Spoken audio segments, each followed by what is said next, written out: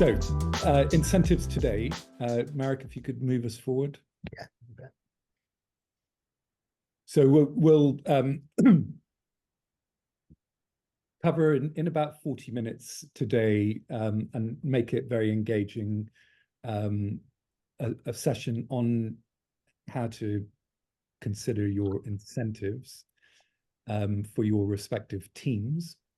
And can I just ask you before we start whether any of you have got some specific challenges or questions that you consider it really important that we address on this call for you? I could give you one. Graham here. Our sales team are challenged to get new logo, renewals, existing business, existing customers, new business. So 3 categories. Yeah. And we find it difficult to get the right levers between them. So we want to pay more for new logo, less for renewals. So we're always caught in that trap where somebody could be making most of the commission on renewals, which is not what the business does. If that makes sense. Yeah, it makes perfect sense. Makes perfect sense. And actually very few of the organizations that we work with do differentiate. And we would suggest it's really important to differentiate. We'll cover that during the discussion. Any others before we crack on? And welcome to David. Hi guys. Hey David. Good to see you. So this is the 6th session of 13. Every week we're addressing a different dimension, sales and marketing effectiveness. The one thing I would say here, which I say every week, that you can't look at any of these in isolation. Incentives is a really key lever. You can have a highly competent sales team focused on the right customers, but if you're not incentivizing them appropriately, everything that you do, ensuring you have the right customers with the right services, doesn't optimize your performance. Incentives is a really key one. And Marek, next week we're going to be addressing culture. So that's on the 1st of November. Culture also a really important lever to drive success out of your sales teams.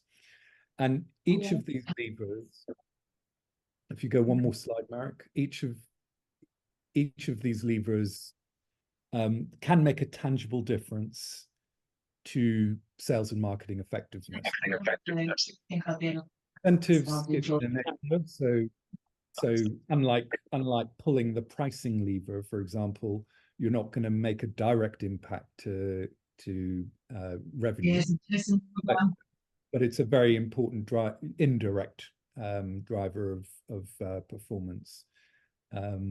So we all say that within 6 to 12 months you can make a tangible difference if your incentives need addressing in the organization. I'll hand over to you now, Marek. Sure, thank you. Just one thing. We seem to have an echo and maybe some background noise from someone. I'm not quite sure who it is, but if everyone put themselves on mute, although I will actually invite you to join discussions, but if you could just put yourself on mute while you're not talking, that'd be really appreciated. Thank you. Great. So just going to start with a very, very simple scenario here. 2 different plans. One is purely commission based, no base salary. It's all commission. From every pounder you earn, you get money for. There's no cap. The training's pretty much on the job. Plan B, on the other hand, it's very, very different. It's all salary.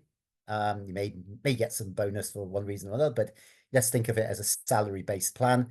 You've got lots of benefits: company car, health benefits, professional development, lots of training, and career path more easily mapped out through sales and marketing management. What do you think? What kind of people would be attracted to each of these? And you're welcome to put comments in the chat or shout out.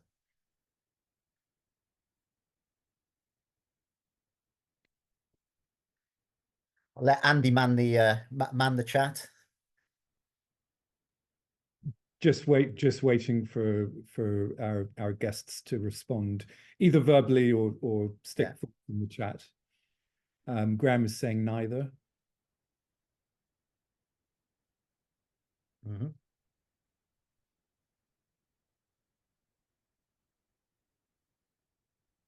Any other thoughts? Any other perspectives?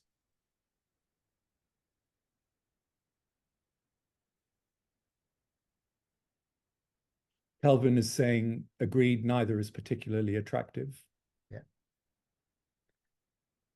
and I can understand that. I can understand it, and I know people, seen people who do actually sit on these kind of plans, and you know, I have a colleague who was basically on plan A, no salary, but he's that kind of personality, very much go out there, get the work, you know, hunt. Plan B, probably less appropriate here for salespeople. This is really more back office kind of stuff, sales support at best. And interestingly, I put the final comment here about the career path through sales and marketing management. We'll come to this in a whole different webinar on leadership and organization. But the people who are good salespeople don't always become the best managers. They can do. However, most companies, and certainly in some very specific industries, you cannot rise up. You can't rise up into senior leadership until you've carried a bag. And a lot of people who have come through various, maybe more operational routes, sometime in the middle of their career, they just have to go out there, take a year out and sell and prove themselves to really be credible. But we'll go more into leadership there. But yes, these are two very, very polar opposite plans. And really, we're going to be spending our time today looking at stuff that's more in the middle. Every member of staff I have other than sales staff is on plan B. Yep.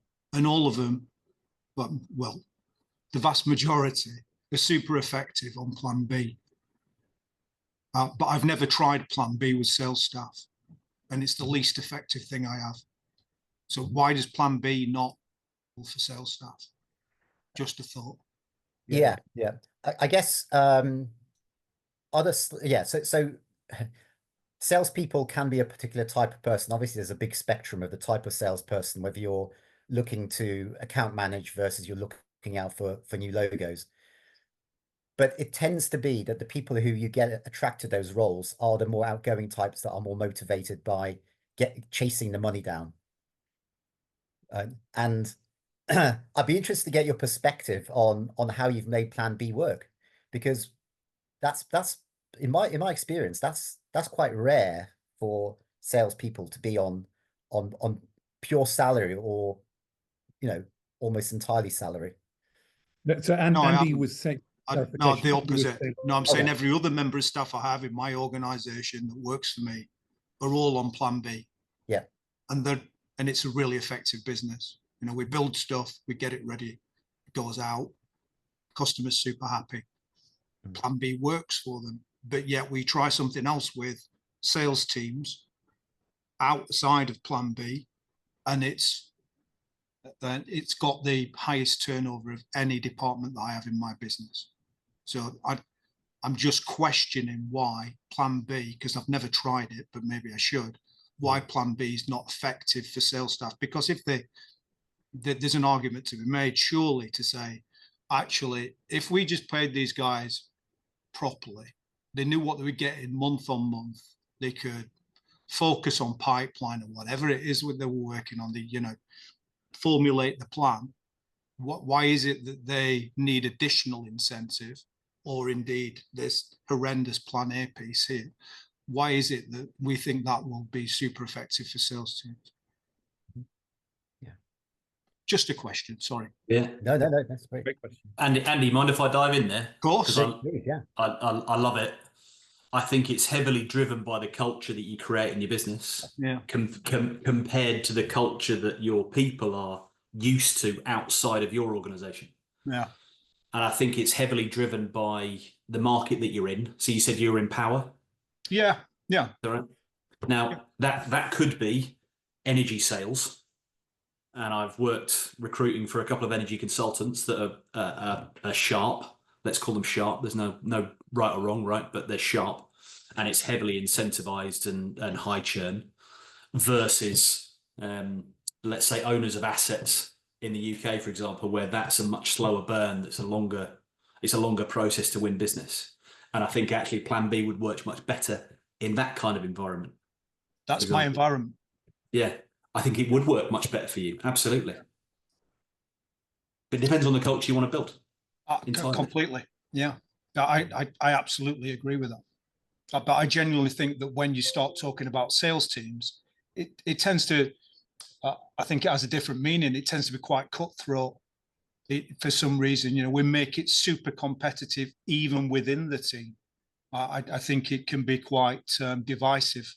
So, and a lot of that can potentially be driven by the incentives that are on the back end of it, particularly if the incentives aren't correct. You know, something I think you alluded to before, you know, some things are weighted more heavily than others. I think that's where I've probably got it wrong in my organization, to be fair. But yeah, I just, food for thought. That's all. I opening the question up. Brilliant, Andy. Thank you. Absolutely. And a lot of these things often, to your point, Calvin, depend on sales cycle, right? How long do you want to retain people for versus how much do you just want to get very, very hungry people who are just chasing, you know, dog with a bone, right? It tends to be quite a quick win though, doesn't it? I mean, my old fella said to me, because he was sales driven, but not necessarily career driven, always said to me, never win manager of the year because they always get sacked the following year.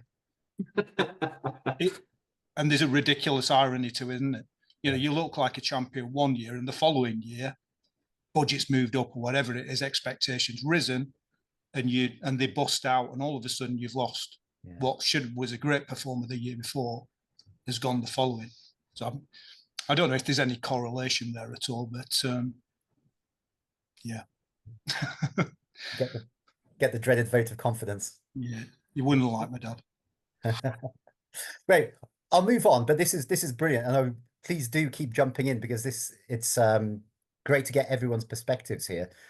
I'm just going to throw another one out here. Plan C and Plan D. Right? Plan C, you sell, you get a commission rate. Plan D is focused on specific, in this case, products. It could be sectors. So how do you think the activity of day-to-day activity of the sales teams would vary between one and the other, and what kind of results would it drive?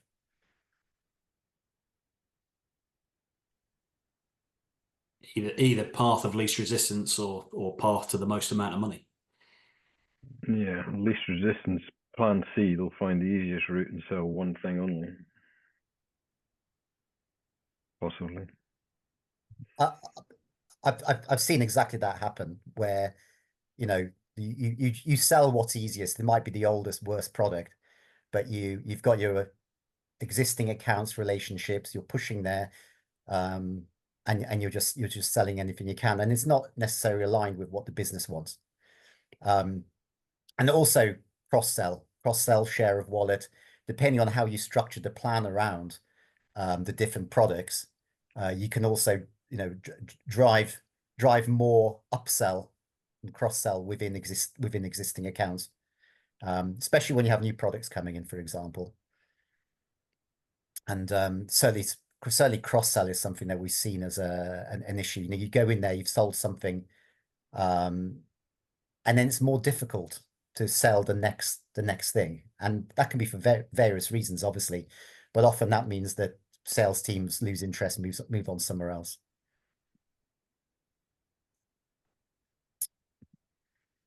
Okay, so incentives. We're focusing them today, but as we've already discussed, there are many different things that actually motivate the behaviors of teams. You know, you can direct people, put them on a specific territory, give them specific customers, give them a call plan. and the target list, and you know, they can follow that. Training, coaching, you know, all these sort of things, all the tools to help them. Some people are motivated by what they sell. They want to sell specific, attractive, interesting products they have a passion for. And all of this stuff really dictates, you know, how hard they work, who they see, what they say, how they say it. There's always a balance with all of these factors here, including incentives, about being so prescriptive that you get exactly what you've asked for, right? You know, you give someone a very specific call plan and you say you're going to get paid on that, you will get that call plan. They will see those customers 4 times, no more, no less. Absolutely. On the other hand, you know, if you pass full responsibility to sales teams to get on with it, do the right thing, it's going to depend on the individual. So I think there's always a reasonable balance in between, between the rigor and prescription and trusting people and empowering them to do the right thing.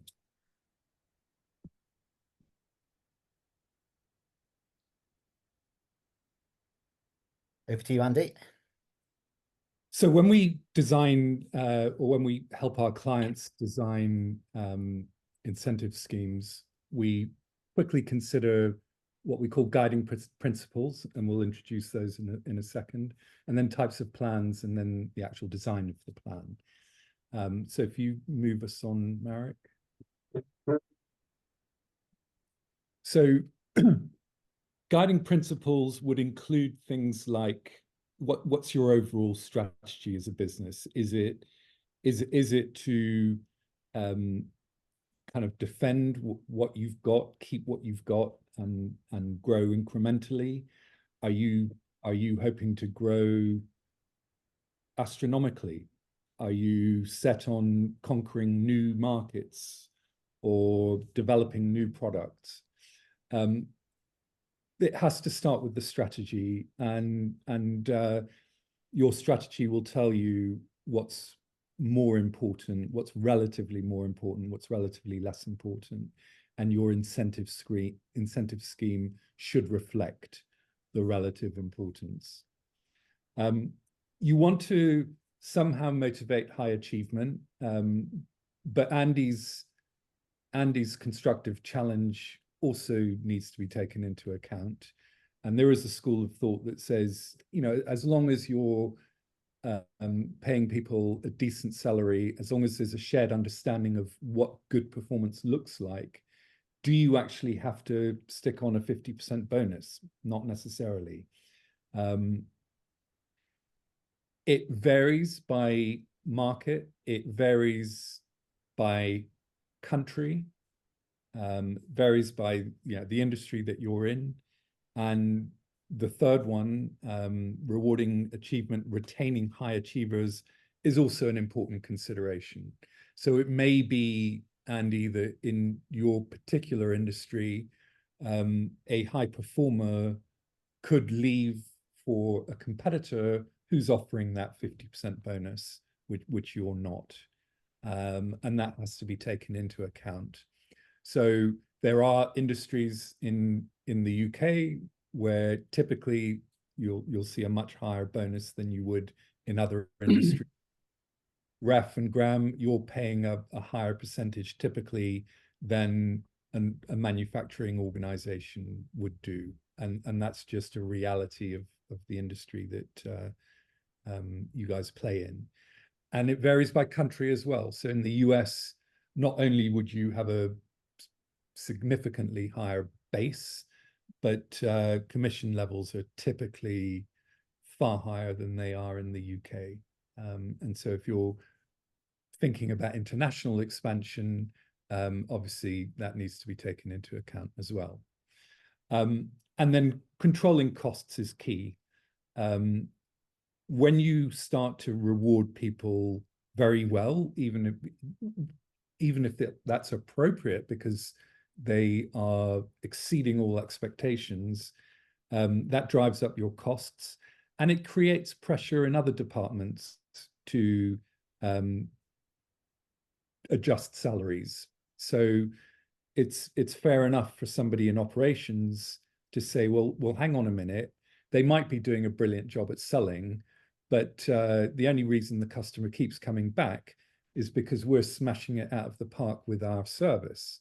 And so why don't we get rewarded as well?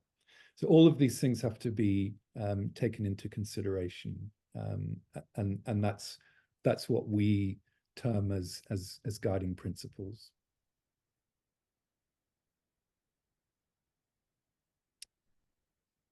So most organizations that we speak to find designing their incentive plans to be actually really tricky. And it's a very emotive subject. And there are a number of reasons why it's tricky and companies find it difficult. So one of the tensions is to keep it simple on the one hand, but fair on the other. So I could keep it really simple if I wanted to have an incentive scheme rather than kind of plan B, if I wanted to have some kind of bonus scheme, I could just say, well, 10% on everything you sell. But then that's rewarding underachievement too. And somebody could be very comfortable hitting 50% of their target, still getting some kind of bonus. That's not really fair on the organization. So there's a tension between keeping things really simple and being fair. People might, a simple scheme might not differentiate between existing and new logo. And one could argue that it's not fair to reward in the same way for existing business. It's got to be motivating and at the same time financially responsible. So I talked a minute ago about ensuring that colleagues in other departments didn't find it demotivating, or that there was wage inflation pressure throughout the organization because everyone is saying, well, why is sales getting paid quite so much? And then it needs to support the strategy on the one hand, but on the other be very easy to implement. And those two can conflict and there be tension. So just want to ask, because we've got a small participant group, do you have in your own organizations any examples that you'd like to share where you come up against tension that makes it more difficult than you would like in practice to come up with a straightforward scheme?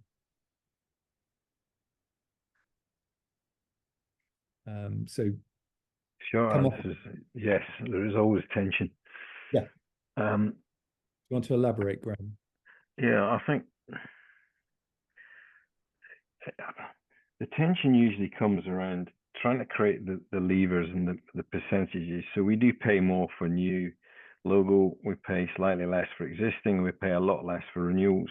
We pay it on GP, so it's the GP per deal.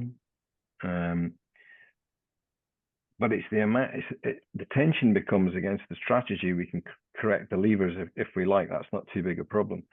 It's the percentages paying out on a GP. That's where we get the tension. The finance world does not want to start paying out large percentages of commission in a GP deal. You know, we're talking, you shouldn't be getting past 4, 5, 6%, and you can do. And that is a tension. And we want to sell on GP because that creates the right behavior as well. So we're not just selling out the door cheap as chips. And that is a massive tension. Strategy is part of that, but it's that causes us the biggest problem. And if we take the percentage we pay out too low, you're not going to hit the OTEs that people have got in their contracts, and then you end up with staff churn and you're back around to where you start again. Exactly that. And Dave has added a comment in the chat around lack of overall company profit, so that there isn't either appetite or even possibility to reward even exceptional sales performance, and that's a tension that we see regularly too. And any other thoughts, perspectives? Yeah. Okay, Marek, do you want to continue? Yeah, and there's the principles of setting up the IC plan, exactly to your point, Graham, about making sure that you are focusing on what's really important to you in the right way. I've administered, so from an operational point of view, just running the plan, I've administered some plans in the past, and there's there's often an ideal kind of makes sense on paper, but when each quarter or whatever period of time it is that you're actually having to pay people out, you're collecting that quantitative sales data or activity data. Is it accurate? Sometimes hard to tell. Is it timely? Qualitative, people's assessments of performance, are they fair? They're often very subjective.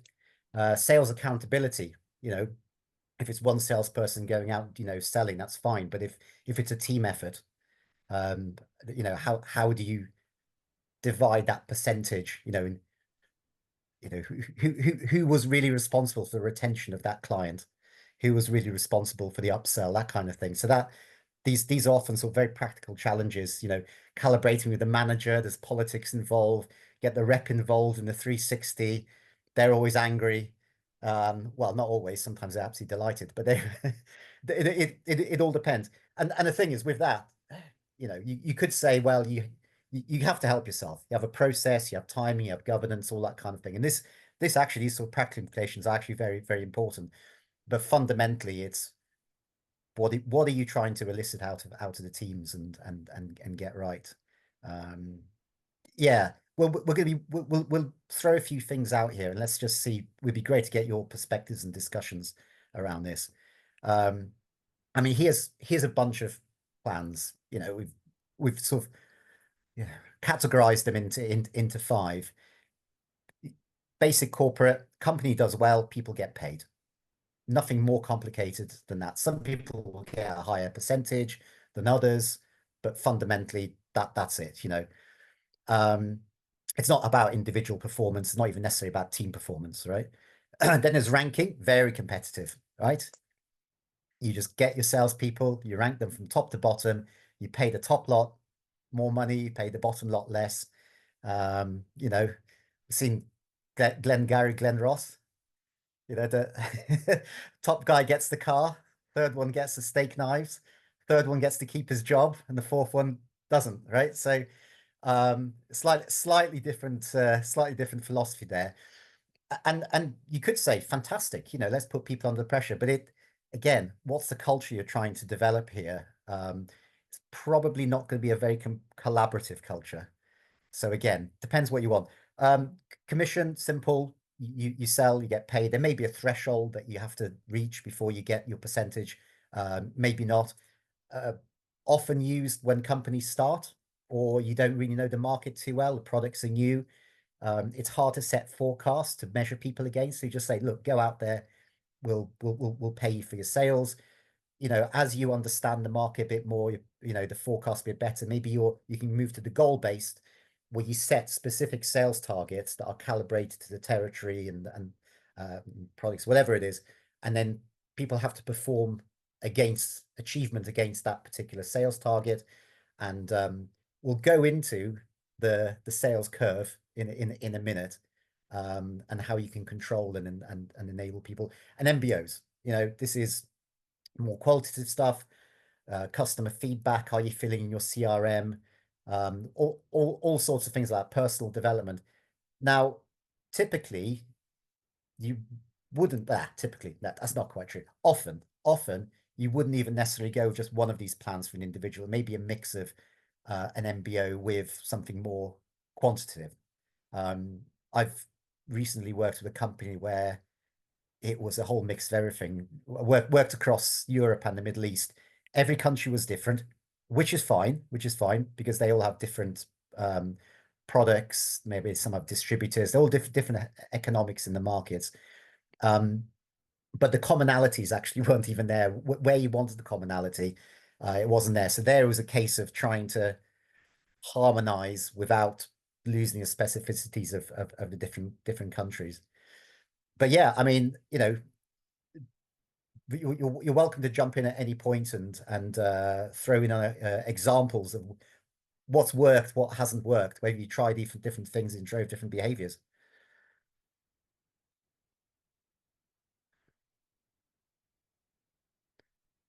If not, I'll carry on, but please do jump in at, you know, please feel free to jump in at any point. Various considerations, you know, Andy said around sales strategy. What's this? What are you driving it from? You know, typical things you're thinking about here, as you've all mentioned, is, am I looking for new logos? Am I looking for essentially more about account management? Am I looking to really drive the performance in the specific market or the specific new product set? But again, incentives should be all essentially come from that. You know, however you design them, coming after that, quantitative, anything like that, which will come from that. Mix salary versus variable level, the bonus level. Again, depending on the role and the type of person you want to attract, and we'll get to that in a second. And I think we touched on a lot of these things already. So levels of pay, Andy discussed there around, you know, what's motivational and what's financially responsible. Performance measures, right? This could be there are hundreds of different performance measures. Now, I'm just going to focus on, without looking at all of them, activity versus a sales. I've seen plans where the sales teams were only incentivized on activity. So here's your call targets, go out and do them. Here's your target list, go out and see them. There was no element actually of how much you sell out of that. Now, there were reasons for that, because of the, you know, it was early in the market and you wanted people to go out there and do the right thing. Sometimes, I mean, it can work, but sometimes that just gets people very busy, but not necessarily particularly target driven. Other ideas here, you know, average sales price. Had a customer where the biggest challenge for them was the sales price, and that the sales teams had too much control, and of course they sold anything to anyone. I mean, that's a bit of a generalization, but that's effectively what happened. So introducing some measures here around floor prices and the likes was actually very beneficial to them. Cross-selling, I've mentioned, this is where you can put in some metrics around that if that's what's important. Customer satisfaction, so much more qualitative kind of things there. There's a whole bunch of things, but again, I've seen plans that are 10 pages long because of the amount of performance measures in there, and I don't think anyone understood it. I remember looking at them and probably spending a long time, and even at the end of the work I was doing, I don't think I still fully understood what the teams were meant to do. So what happened was teams were just going out and doing what they want anyway, and hoping for the best and negotiating with their manager. And then we'll get to the sales curve in a minute in terms of, you know, payments versus the performance, and mechanisms we've just looked at, like the MBOs and the commission and ranking. So we talked here about you know, what is a strategy. You know, on the bottom axis here, I've got things that you're already selling, current products, and then you've also got, maybe you're moving into new products, new markets, and then you've got existing customers and prospects. And again, the types of objectives you have here are different. So, you know, you want to retain certain customers that you're already working with. You want to convert prospects with your current products. You want to move into whole new markets. You want to cross-sell. And the people that the targets you set and the way structured incentives obviously varies. And often the people that you get that are good at doing these different things are different people who, again, Andy, I exactly get your point. I appreciate your input into this. and be great to get people's perspectives. But typically, when you're going after new stuff, you may be sending some hunter type reps out there, and typically, and obviously this varies from market and situation to situation, they're getting higher variable pay. CAMs, more about steady customer relationships, longer term things. And a lot of this is to do with the length of the sales cycle, how measurable the contribution of people's effort is to how much the company gets, and the risk averseness of the company. How much do I actually want to put down there as bonus versus how much do I really want to make sure I understand my economics each year.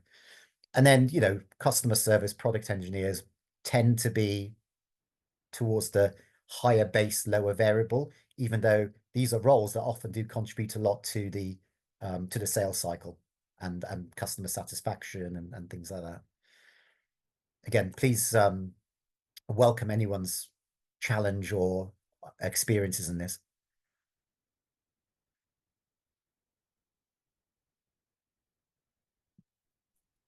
So okay.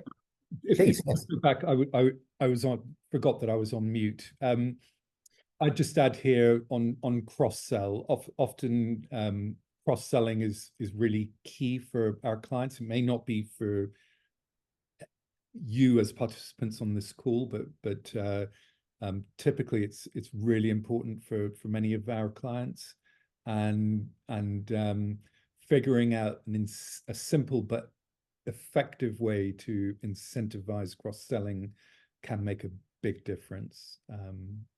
So just encourage you to bear that in mind. Sorry, Wayne. Marek.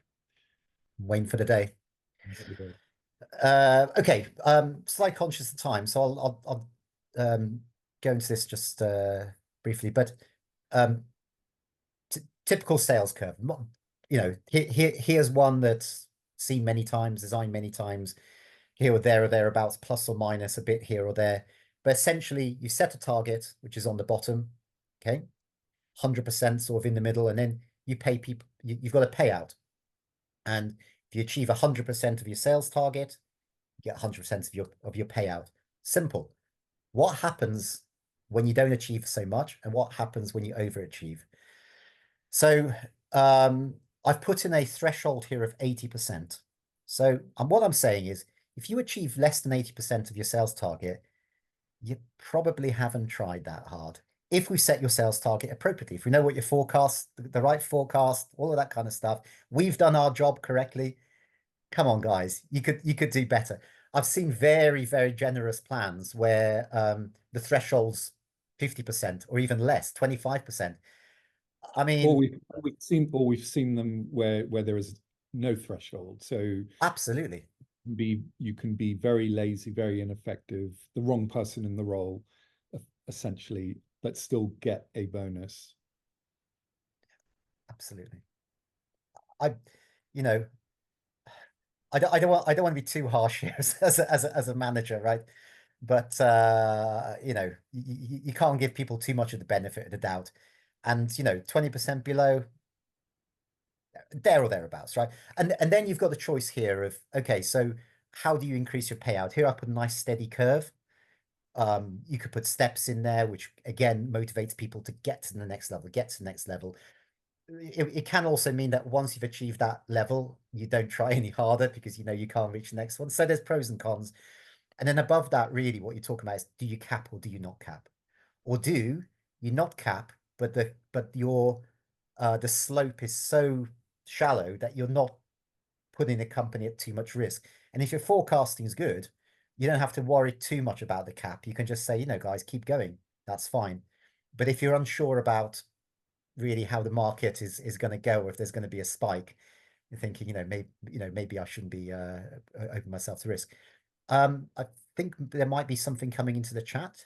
Yeah, Dave has said that he's experienced thresholds imposed based on team performance and overall business performance, which could negate one's own success. So there's no right or wrong there, Dave. And it's really individual company, individual team, context specific. It might be the right thing to do to base incentives or proportion of incentives on team performance and overall performance as part of the threshold, or it may not be appropriate. But that's really good input. And the other thing I would just build on what Marek has said. This curve is an illustrative example, and we are not suggesting that this curve is the holy grail. It may be for a particular organization, and it will certainly be the case that for other organizations, the curve will look different. What we would highly recommend is for you to plot this kind of curve for your own organization, because many organizations have got a lot of stuff down on paper. It's very complicated. And when you see it like this, then it's easy to spot that actually there are some inconsistencies, or really that's not going to drive great performance the way it's set out. So we would recommend you to plot your own incentives in this way, to the extent that that makes sense. Yeah, absolutely. And exactly those points. This is a simple illustrative example of a person going out to sell and getting, working against sales targets.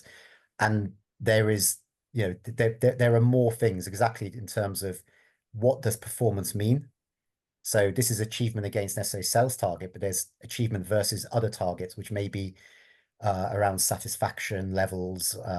It could be absolutely driving team performance, things like that, which you factor in here. But the principles here are, as Andy said, it's some ways just good to map it, and the other one is just then to think about when does it kick in, and does it have a cap, and what are the criteria for that, whether numerical or otherwise. And finally, this can be quite a numeric game, and it's often worth using that information as much as you can. So thinking about, right, let's do some calibration. Let's rank our reps, just like we rank our customers, right? Look at the concentration of our customers and who, which ones are the most valuable.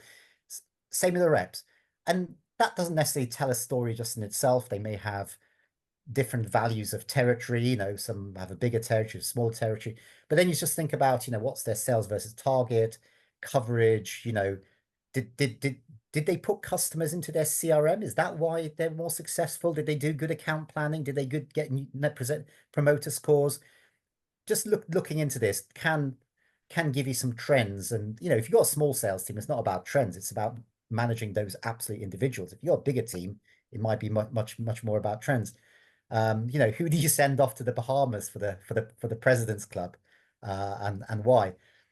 Other things, you can look at who got paid out a lot, but who do managers assess to be good, to be good reps? And why was there a difference? Why are some who we don't really respect that much being paid a lot, and like others who we actually value within the organization, because they might add a lot. They might add a lot to things beyond, maybe their sales targets were set wrong. I don't know. But they add a lot more to the company beyond maybe their achievement of that sales target in that quarter or period. Who got how much? The sort of, rule of thumb is it should be more of a bell-shaped curve. You don't always see that. Sometimes you see, like here it is, bunch of people got paid a lot, bunch of people didn't get paid a lot.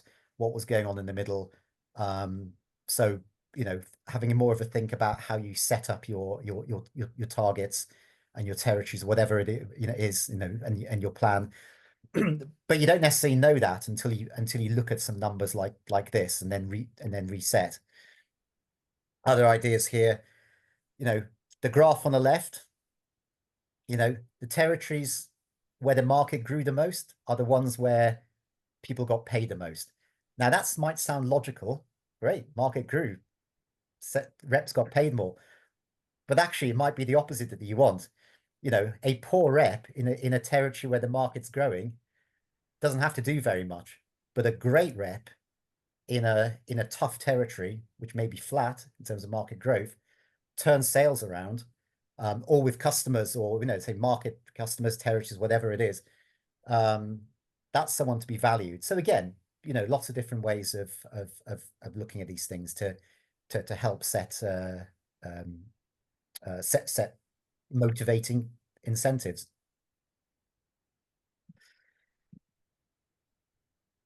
That was it for the incentive side of things. Are there any further thoughts or questions or ideas, anything you'd like to share? Because we very much welcome that. So are you suggesting that incentives work? Incentives work? Yeah. I'm still struggling for the evidence that incentives work at all. I'm not necessarily sure that they drive behavior in any fashion. I think it's just a good bolt-on. So it's a great thing to advertise as a package.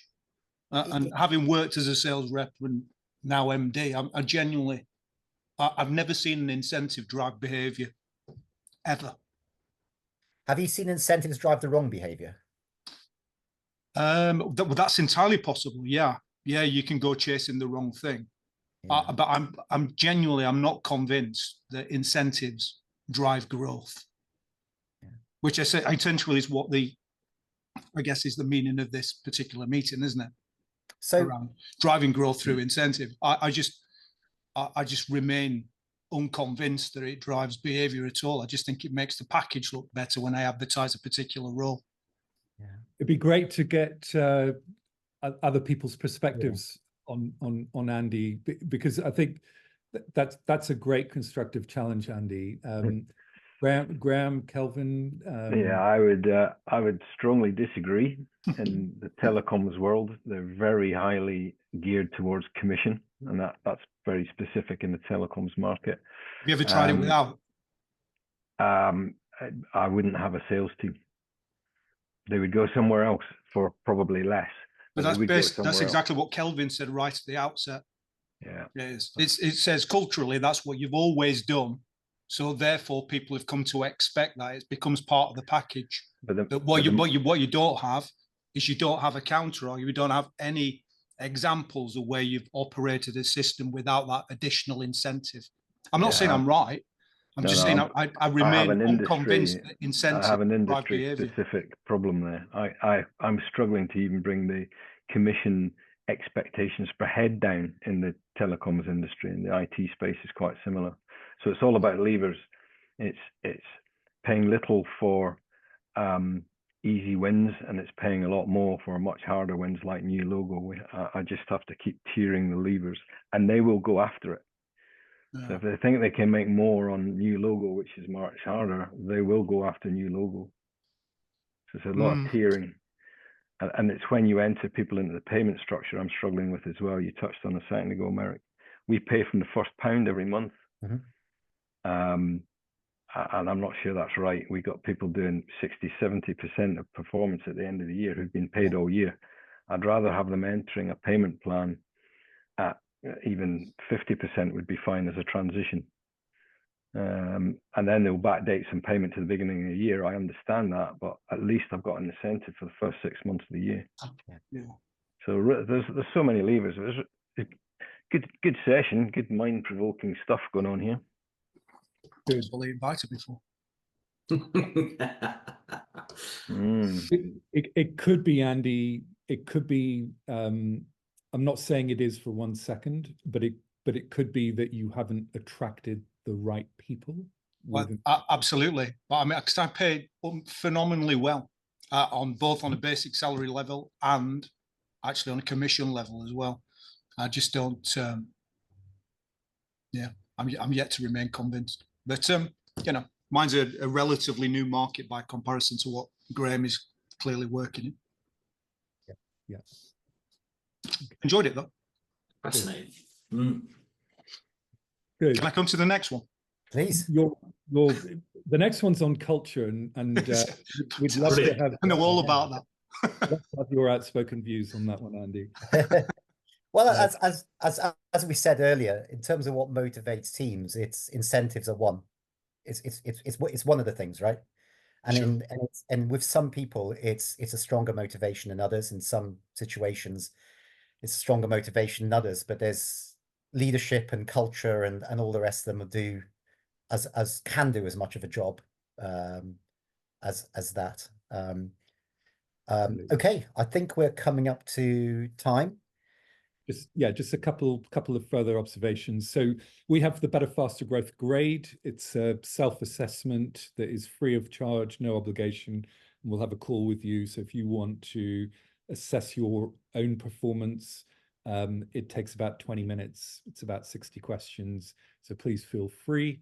It works also with multiple people in the organization, and this can be fascinating because you see that the CEO and the chief sales person has a conflicting view, and as long as you're constructive about it, it can lead to lively debate and discussion, and hopefully positive outcomes.